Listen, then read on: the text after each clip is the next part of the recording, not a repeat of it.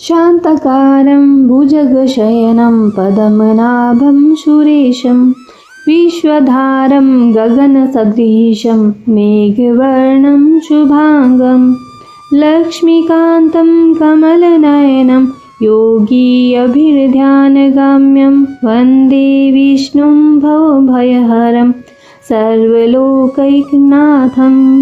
नमो भगवते वासुदेवाय। जय श्री श्री राधे। बोले लक्ष्मी नारायण भगवान की जय। आप सभी को कामिका एकादशी की बहुत बहुत शुभकामनाएं।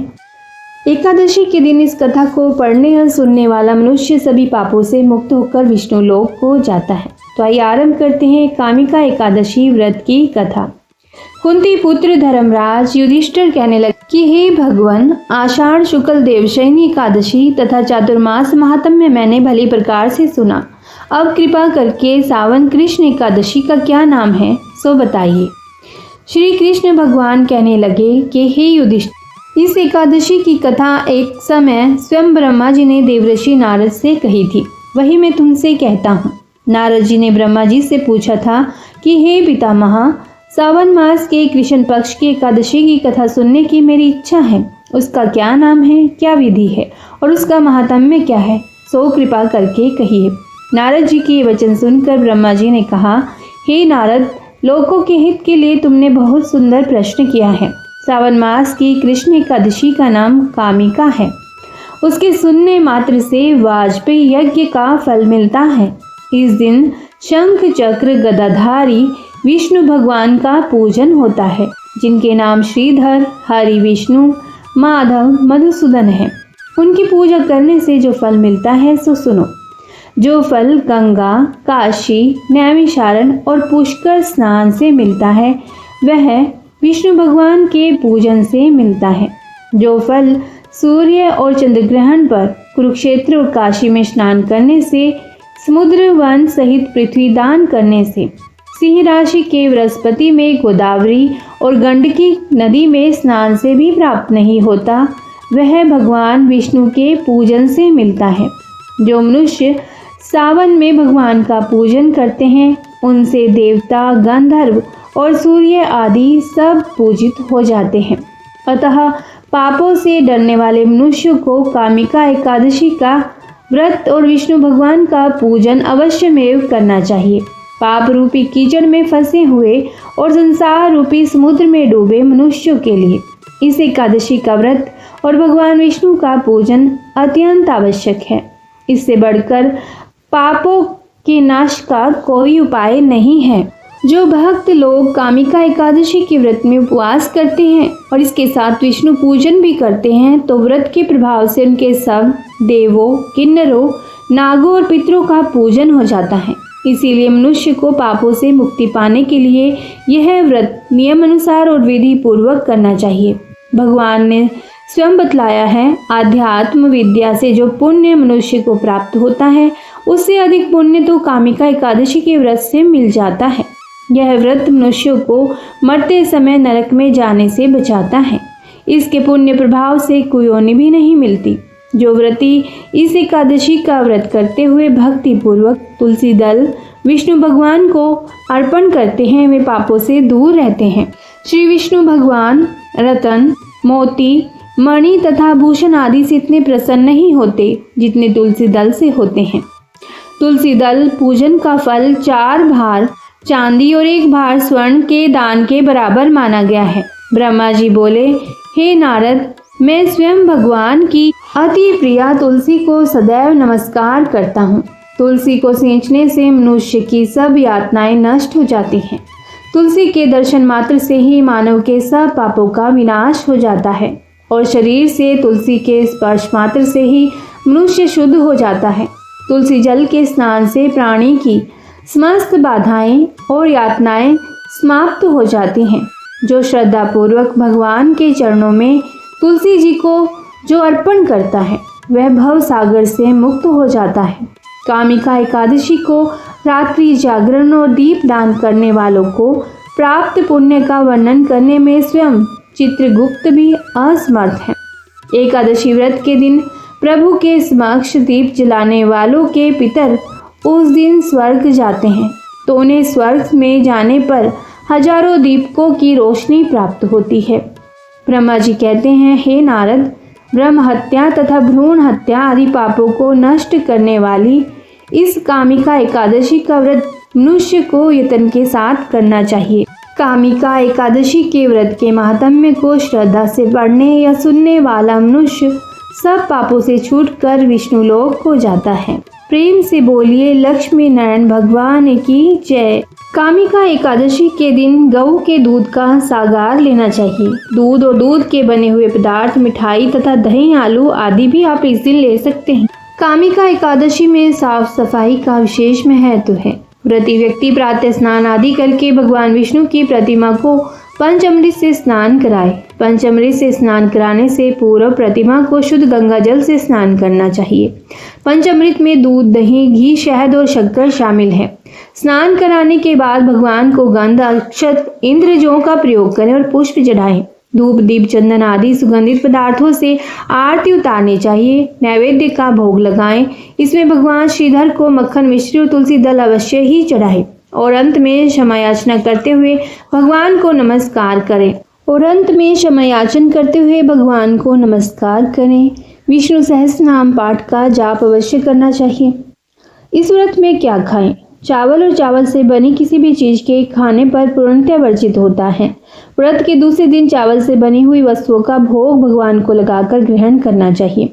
इसमें नमक रहित फलाहार करें तो अच्छा है। फलाहार भी केवल 2 समय ही करें। फलाहार में तुलसी दल का अवश्य ही प्रयोग करना चाहिए। व्रत में पीने वाले पानी में भी तुलसी दल का प्रयोग करना उचित होता है। व्रत के पीछे जो कथा है वह इस प्रकार से है, श्रवण कीजिएगा पूर्ण श्रद्धा के साथ। एक गांव में एक वीर क्षत्रिय रहता था। एक दिन किसी कारणवश उसकी ब्राह्मण से हाथापाई हो गई। क्षत्रिय के हाथों मारे गए उस ब्राह्मण की क्रिया उस क्षत्रिय ने करनी चाहिए, परंतु पंडितों ने उसे क्रिया में शामिल होने से मना कर दिया। ब्राह्मणों ने बताया कि तुम पर ब्रह्म हत्या का दोष है। पहले प्रायश्चित कर इस पाप से मुक्त हो, तब हम तुम्हारे घर भोजन करेंगे। इस पर क्षत्रिय ने पूछा कि इस पाप से मुक्त होने का क्या उपाय है। तब ब्राह्मणों ने बताया कि सावन माह के कृष्ण पक्ष की एकादशी को भक्ति भाव से भगवान श्रीधर का व्रत और पूजन करके ब्राह्मणों को भोजन करा के दक्षिणा के साथ आशीर्वाद प्राप्त करने से इस पाप से मुक्ति मिलेगी। पंडितों के बताए हुए तरीके पर व्रत कराने वाली रात में भगवान श्रीधर ने क्षत्रिय को दर्शन देकर कहा कि तुम्हें ब्रह्म हत्या के पाप से मुक्ति मिल गई है। इस प्रकार से यह कथा संपूर्ण होती है। नमो नारायणे, नमो भगवते वासुदेवाय। श्री हरि की कृपा सदैव सभी पर बनी रहे। कामिका एकादशी चातुर्मास में पड़ने की वजह से इस व्रत का बहुत महत्व है। शास्त्रों में भी यह महत्व बताया गया है। इस व्रत से जाने अनजाने में किए गए पापों से भी मुक्ति मिलती है। कामिका एकादशी का व्रत करने पर अश्वमेघ यज्ञ के समान फल की प्राप्ति होती है।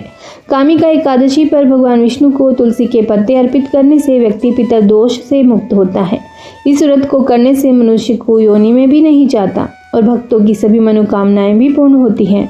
आइए अब वर्णन करते हैं चातुर्मास व्रत के विधान का, क्योंकि चातुर्मास भी चल रहा है। तो आइए आरंभ करते हैं। श्री गणेशाय नमः। भगवान श्री कृष्ण बोले, हे राजन, आषाढ़ शुक्ल पक्ष की इस एकादशी को देवशयनी एकादशी भी कहते हैं। चातुर्मास का व्रत इसी एकादशी से प्रारंभ होता है। तब युधिष्ठिर बोले, भगवान विष्णु के शयन का व्रत किस प्रकार करना चाहिए और चातुर्मास के व्रत का महात्म्य भी विस्तार पूर्वक कहिए। श्री कृष्ण बोले, हे राजन, अब मैं आपको भगवान विष्णु के शयन व्रत और चातुर्मास व्रत की विधि तथा महात्म्य कहता हूँ। आप ध्यान पूर्वक सुनिए। जब सूर्य कर्क राशि में आता है तो भगवान को शयन कराते हैं और जब तुला राशि में आता है तब भगवान को जगाते हैं। अधिक मास के आने पर भी यह विधि इसी प्रकार चलती है। इस विधि से अन्य देवताओं का शयन नहीं कराना चाहिए। आषाढ़ मास के शुक्ल पक्ष की एकादशी का विधिवत व्रत करना चाहिए। उस दिन विष्णु भगवान की मूर्ति बनाकर चातुर्मास व्रत के नियम का संकल्प भी करना चाहिए। भगवान की मूर्ति को पीताम्बर पहनाकर सुंदर श्वेत शैया पर शयन कराएं और धूप दीप नैवेद्य आदि से भगवान का षोडशोपचार पूजन करें। पंचामृत से स्नान कराकर इस प्रकार स्तुति करें, हे ऋषिकेश, मैं आपका लक्ष्मी सहित पूजन करता हूँ। आप मेरे व्रत को निर्विघ्न पूर्ण रखें। इस प्रकार विष्णु भगवान की स्तुति करके शुद्ध मनोभाव से व्रत के नियमों को ग्रहण करें। इसके बाद चतुर्मास व्रत आरंभ किया जाता है। इस व्रत के पुण्य फल के प्रभाव से व्रती त्रिदेव पूजन का फल प्राप्त करता है। विष्णु भगवान के व्रत को ग्रहण करने के 5 काल वर्णन किए गए हैं। देवशयनी एकादशी से लेकर देदीप्यमान एकादशी तक चातुर्मास व्रत को करना चाहिए। एकादशी, द्वादशी, पूर्णमासी, अष्टमी और कर्क की संक्रांति से यह व्रत आरंभ किया जाता है। देव उठान एकादशी के दूसरे दिन द्वादशी को व्रत पूर्ण होता है। इस व्रत को करने से समस्त पाप नष्ट हो जाते हैं। जो मनुष्य प्रतिवर्ष इस व्रत को करते हैं वे सूर्य जैसे देदीप्यमान विमान पर बैठकर स्वर्गलोक को जाते हैं। इस व्रत में गुरु तथा शुक्र की बाल वृद्धावस्था वर्जित नहीं है। यदि सूर्य धन राशि के अंश में भी आ गया है तो यह तिथि पूर्ण समझी जाती है। वह सब पापों से छूट जाते हैं। बिना संक्रांति का मास यानी कि मल मास देवता और पितृ कर्मों में वर्जित है। अब आप इसके दान का अलग अलग फल सुनिए।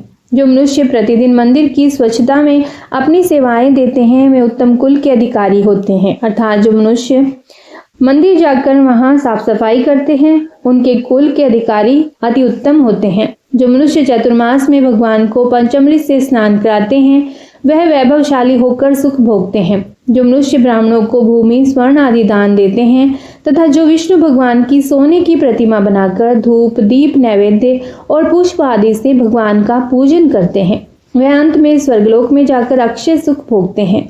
जो चतुर्मास में तुलसी पत्र, मंजरी भगवान को अर्पित करके पूजन करते हैं या स्वर्ण की तुलसी ब्राह्मणों को दान देते हैं वे सोने के विमान में बैठकर परम गति को प्राप्त होते हैं। जो मनुष्य भगवान की धूप दीप से पूजा करते हैं उनको अनंत धन संपत्ति मिलती है। चतुर्मास में पीपल की परिक्रमा भी पुण्यदायी होती है। जो संध्या के समय देवताओं को दीपदान करते हैं वह विष्णु लोक को जाते हैं। और जो मनुष्य विष्णु भगवान का हवन करते हैं एवं चतुर्मास में भगवान का चरणामृत लेते हैं वे सब सांसारिक कष्टों से मुक्त हो जाते हैं। जो नित्य प्रति मंदिर में 108 बार गायत्री मंत्र का जाप करते हैं तथा तीनों समय वेद माता गायत्री की माला का 108 बार फेरते हैं वे पापों में लिप्त नहीं होते। जो पुराण और धर्मशास्त्र को पढ़ते हैं, सुनते हैं एवं वस्त्र तथा स्वर्ण सहित ब्राह्मणों को दान देते हैं वे दानी, धनी, ज्ञानी और कीर्तिवान होते हैं। जो मनुष्य विष्णु या शिव का स्मरण करते हैं अथवा उनकी मूर्ति दान करते हैं वे पापों से रहित होकर धनवान, गुणवान हो जाते हैं। जो सूर्य भगवान को अर्घ देते हैं तथा व्रत की समाप्ति पर स्वर्ण, लाल वस्त्र और गौ दान करते हैं वह आरोग्यता, पूर्ण आयु तथा कीर्ति, धन और बल पाते हैं। चातुर्मास में जो मनुष्य गायत्री मंत्र द्वारा तिल से हवन करते हैं और समाप्ति पर तिलों का दान करते हैं उन्हें स्वस्थ शरीर मिलता है तथा अच्छी संस्कारी संतान की प्राप्ति होती है। जो मनुष्य चातुर्मास व्रत में अन्न से हवन करते हैं और व्रत समाप्त होने जाने पर घी, वस्त्र, घड़ा दान करते हैं और ऐश्वर्यशाली होते हैं। जो पीपल का पूजन करते हैं तथा अंत में स्वर्ण सहित वस्त्रों का दान करते हैं उनके सब पाप नष्ट हो जाते हैं। और जो मनुष्य तुलसी जी को धारण करते हैं तथा अंत में भगवान विष्णु के निमित्त ब्राह्मणों को दान करते हैं वे विष्णु लोक को जाते हैं। जो मनुष्य चातुर्मास व्रत में भगवान के शयन के उपरांत उनके मस्तक पर नित्य प्रति दुर्वा चढ़ाते हैं और अंत में स्वर्ण की दुर्वा दान करते हैं तथा जो दान करते हैं इस प्रकार स्तुति भी करते हैं कि हे दुर्वे, तुम जिस भांति इस पृथ्वी पर शाखाओं सहित फैली हो उसी प्रकार मुझे भी अजर अमर संतान दो। ऐसा करने वाले मनुष्य के पाप छूट जाते हैं और वे अंत में स्वर्ग को जाते हैं। जो भगवान विष्णु और शिव के मंदिर में जाकर जागरण और शिव गान गाते हैं वे भी स्वर्ग को प्राप्त होते हैं।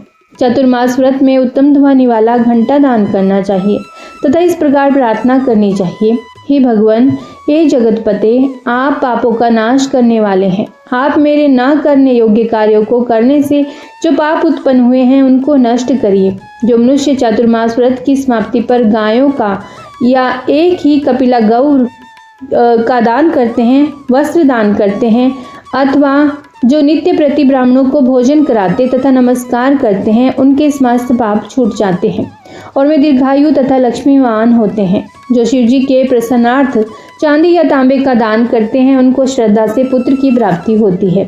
जो मनुष्य चतुर्मास में ब्राह्मणों की पूजा करते हैं, अन्न वस्त्र का दान देते हैं तथा समाप्ति पर शैया दान देते हैं उनको अक्षय सुख प्राप्त होता है। और जो वर्षा ऋतु में गोपी चंदन दान करते हैं वे इस लोक में भोग और परलोक में मोक्ष पाते हैं। जो चातुर्मास में भगवान के शयन करने पर शक्कर दान करते हैं और व्रत की समाप्ति पर इस प्रकार उद्यापन करते हैं। 4 फल या 8 फल वाले तांबे के पात्र में शक्कर भरकर वस्त्र फल दक्षिणा सहित पुरोहित को देते हैं, उनके सब पाप नष्ट हो जाते हैं और उन्हें यशस्वी पुत्र की प्राप्ति होती है। हे कुंती पुत्र, चातुर्मास व्रत करने वाला मनुष्य गंधर्व विद्या में निपुण और स्त्रियों को प्रिय होता है। जो मनुष्य चातुर्मास व्रत में फल मूल शाक आदि का दान देते हैं वे सुखी और राजयोगी होते हैं। जो मनुष्य इस व्रत में प्रतिदिन सौंठ मिर्च पीपल वस्त्र और दक्षिणा के सहित दान देते हैं और व्रत के अंत में सोने की सौंठ मिर्च आदि दान करते हैं वे 100 वर्ष तक जीवित रहकर अंत में स्वर्ग में जाते हैं। जो बुद्धिमान ब्राह्मण को मोती का दान करते हैं वे कीर्ति को प्राप्त करते हैं। जो मनुष्य इस व्रत में तांबुल दान करते हैं अथवा तंबाकू खाना छोड़ देते हैं और अंत में लाल वस्त्र का दान देते हैं वे सौंदर्यशाली निरोग बुद्धिमान भाग्यवान तथा सुंदर वाणी बोलने वाले बनते हैं। तांबुल के दान से देवता प्रसन्न होकर अनंत धन देते हैं। जो मनुष्य इस व्रत में लक्ष्मी जी और पार्वती जी को प्रसन्न करने के लिए हल्दी का दान करते हैं और व्रत के अंत में चांदी के पात्र में हल्दी रखकर देते हैं वे स्त्रियां अपने पति के साथ और पुरुष अपनी पत्नियों के साथ सुख भोगते हैं तथा उन्हें सौभाग्य अक्षधन और सुपात्र संतान मिलती है और वे देवलोक में पूजित होते हैं। जो शिव और पार्वती जी की प्रसन्नतार्थ ब्राह्मण स्त्री पुरुष का पूजन कर दक्षिणा वस्त्र और स्वर्ण दान करते हैं और उद्यापन में शिव की स्वर्ण प्रतिमा बनाकर दान देते हैं और गौ और बैल का दान करते हैं और मीठा भोजन भूखों को कराते हैं, उन्हें संपत्ति और कीर्ति मिलती है। वे इस लोक में सुख भोग कर अंत में मोक्ष को प्राप्त होते हैं। जो मनुष्य फल का दान करते हैं और व्रत के अंत में स्वर्ण दान देते हैं उनके सब मनोरथ सिद्ध होते हैं और सुपात्र संतान उत्पन्न होती है। फलदान से नंदनवन का फल प्राप्त होता है। जो मनुष्य इस व्रत में पुष्प दान करते हैं उन्हें इस लोक में सुख और परलोक में गंधर्व पद मिलता है। जो वामन भगवान की प्रसन्नता के लिए प्रतिदिन ब्राह्मणों को दही युक्त भात खिलाता है और अंत में भूमि या स्वर्ण का दान करता है वह इस लोक में धन धान्य प्राप्त कर अंत में विष्णु लोक को जाता है। जो वस्त्र और आभूषणों सहित गौ और बछड़े का दान करते हैं वे ज्ञान प्राप्त करके ब्रह्मलोक को जाते हैं और पितरों के साथ अनेक सुखों को भोगते हैं। जो मनुष्य चातुर्मास में प्रजापत्य व्रत करते हैं और उसकी समाप्ति पर गौदान और ब्राह्मणों को भोजन कराते हैं वे समस्त पापों से मुक्त होकर ब्रह्मलोक को जाते हैं। और जो वस्त्रों और बैलों सहित हल का दान करते हैं तथा शाक मूल और फलों का आहार करते हैं वे विष्णु लोक को जाते हैं। जो मनुष्य केले के पात्र या पलाश के पत्रों में भोजन करते हैं कांसे के पात्र और वस्त्र दान करते हैं तथा तेल नहीं खाते और उनके समस्त पाप नष्ट हो जाते हैं। जो मनुष्य पयो व्रत करते हैं और अंत में दूध वाली गौ दान देते हैं वे विष्णु लोक को जाते हैं। चातुर्मास व्रत के प्रभाव से ब्रह्मघाती सुरापान करने वाला बालघाती असत्य भाषण करने वाला स्त्री घाती किसी व्रत में विघ्न डालने वाला अगम्य से गमन करने वाला विधवा गमन करने वाला ब्राह्मणी तथा चंडालनी के साथ भोग करने वाला इन सब के पाप नष्ट हो जाते हैं और अंत में यह निर्वाण पद पाते हैं। चातुर्मास व्रत के अंत में 64 बल कांसे का पात्र तथा वस्त्रों और आभूषणों युक्त गौ और बछड़ा दान करना चाहिए। जो मनुष्य भूमि को गोबर से लीप करके भगवान का स्मरण करके भोजन करते हैं उन्हें आरोग्यता तथा पुत्र की प्राप्ति होती है। वे धर्मात्मा राजा होते हैं, उनको किसी शत्रु का भय नहीं होता और अंत में स्वर्गलोक को जाते हैं। जो मनुष्य बिना मांगे हुए आभूषणों से युक्त चंदन सहित बैल का दान करते हैं तथा उसे शठ रस युक्त भोजन कराते हैं उन्हें विष्णु लोक प्राप्त होता है। चातुर्मास व्रत में जो नित्य प्रति जागरण करते हैं तथा अंत में ब्राह्मण को भोजन कराते हैं उन्हें शिवलोक की प्राप्ति होती है। जो एक समय भोजन करते हैं और अंत में भूखे को भोजन कराते हैं, भक्ति पूर्वक भगवान का पूजन करते हैं, भगवान के शयन करने पर भूमि पर सोते हैं तथा अंत में शैया दान करते हैं, जो मैथुन नहीं करते वे यशस्वी एवं लक्ष्मीवान होकर स्वर्ग में जाते हैं। जिस व्रत में सपरिवार चावल या जौ का भोजन करते हैं या जो तेल नहीं लगाते हैं और अंत में कांसे या मिट्टी के पात्र में तेल भरकर दान करते हैं अथवा जो शाक नहीं खाते सब्जी नहीं खाते अंत में चांदी के पात्र को वस्त्र में लपेटकर या 10 प्रकार के शाकों से भरकर वेद पाठी ब्राह्मण को देते हैं वे सब शिवलोक में जाकर कीर्ति प्राप्त करते हैं। जो मनुष्य गेहूं का त्याग करते हैं और व्रत के अंत में सोने के गेहूं बनाकर दान करते हैं तथा जो व्रत में इंद्रियों का दमन करते हैं उन्हें अश्वमेध यज्ञ का फल प्राप्त होता है। जो मनुष्य सावन में साग, भादों में दही, आश्विन में दूध और कार्तिक में दाल का त्याग करते हैं वे निरोग और स्वस्थ रहते हैं। जो स्नान करके भगवान की पूजा करते हैं वह स्वर्ग को जाते हैं तथा जो मीठा, खट्टा, कड़वा पदार्थ त्याग देते हैं वे समस्त दुर्गुणों से छूट जाते हैं। जो पुष्प आदि का त्याग कर देते हैं वे स्वर्ग को जाते हैं। जो चंद्रायण व्रत करते हैं तथा जो एकमात्र दूध पर ही निर्वाह करते हैं वे ब्रह्मलोक को प्राप्त होते हैं तथा उनका वंश प्रलय काल तक चलता है। जिस दिन भगवान उठते हैं उस दिन ब्राह्मणों को वस्त्रों का दान तथा भोजन कराना चाहिए। यह सब दान वेद पाठी धार्मिक ब्राह्मण को देना चाहिए। कुपात्र ब्राह्मण को दान देने से पाप लगता है और नरक की प्राप्ति होती है। देव पूजन। चातुर्मास व्रत के दिन भगवान विष्णु का यथाविधि पूजन करके 4 मास के लिए निर्धारित शयन विधि पूर्ण की जाती है और इस व्रत में एक बार भोजन करते हैं और दूध फलाहार ले सकते हैं। ये था चातुर्मास व्रत के विधान और फल। आइए अब एकादशी भजन गाते हैं।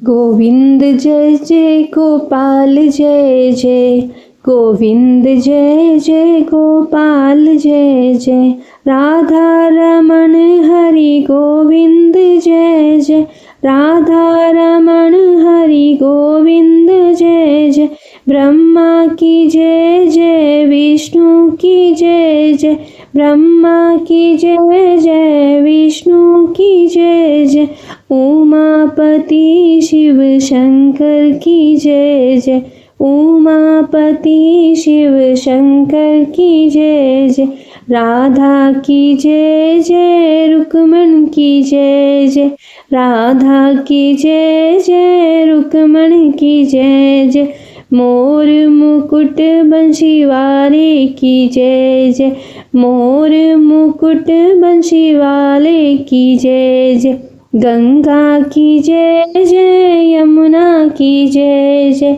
गंगा की जय जय, यमुना की जय जय, सरस्वती त्रिवेणी मैया की जय, सरस्वती त्रिवेणी मैया की जय जय, राम जी की जय जय, श्याम की जय जय, दशरथ कुंवर चारों भाई की जय जय, दशरथ कुंवर चारों भाई की जय जय, कृष्णा की जय जय, लक्ष्मी की जय जय, कृष्णा की जय जय, लक्ष्मी की जय, दशरथ कुंवर चारों भाई की जय जय, कृष्णा की जय जय, लक्ष्मी की जय जय, कृष्ण बलदेव दोनों भाई की जय जय, गोविंद जय जय, गोपाल जय जय जय।